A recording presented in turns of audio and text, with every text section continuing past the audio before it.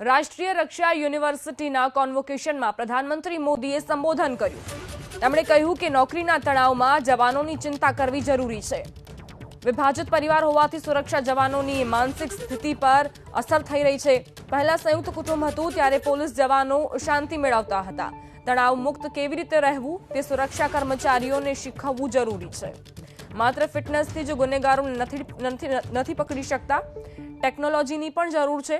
ટેકનોલોજીને વધારે પ્રાધાન્ય આપવામાં આવે તેવું આહવાન પણ પ્રધાનમંત્રીએ કર્યું. ગુનેગારો ટેકનોલોજીનો દુરુપયોગ કરે ત્યારે ટેકનોલોજીથી ગુનેગારોને પકડવા જરૂરી બની જાય છે. आज माइक्रो फैमिली हो रहे हैं.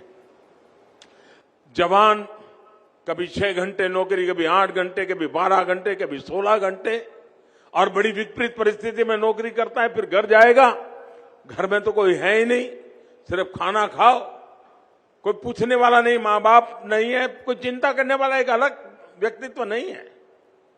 ऐसे समय स्ट्रेस की अनुभूति हमारे सुरक्षा बल के क्षेत्रों के सामने एक बहुत बड़ी चुनौती बनती है.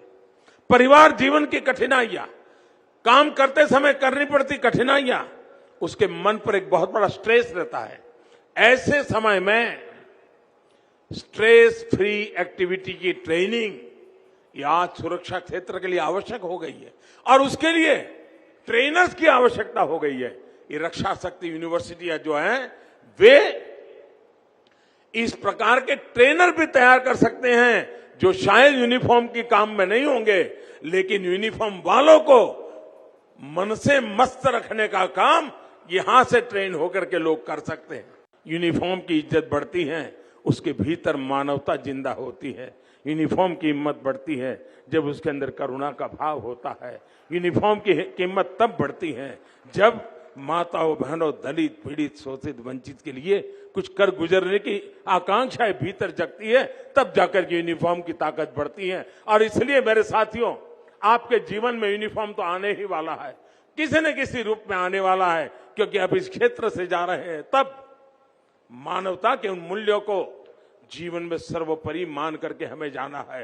हमें मन में संकल्प लेकर के जाना है कि समाज जीवन में इस फोर्सेस के प्रति जो भाव बना हुआ है, उस अभाव को प्रभाव रहते हुए भी अपनेपन के भाव से मुझे जोड़ना है. और इसलिए मैं चाहता हूं यूनिफॉर्म का प्रभाव बना रहना चाहिए, लेकिन उसमें मानवता का भाव कतई नहीं होना चाहिए. इस भाव को लेकर के मेरी सारी नौजवान पीढ़ी आगे बढ़ेगी तो बहुत बड़ा परिणाम मिलेगा.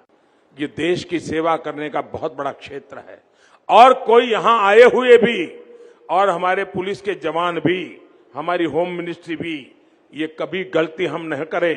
हमने न गलती की है पहले से. हमारा ये पुलिस यूनिवर्सिटी नहीं है, ये पुलिस यूनिवर्सिटी नहीं है, ये रक्षा यूनिवर्सिटी है जो संपूर्ण राष्ट्र की रक्षा के संदर्भ में मैन पावर तैयार करने वाली यूनिवर्सिटी है.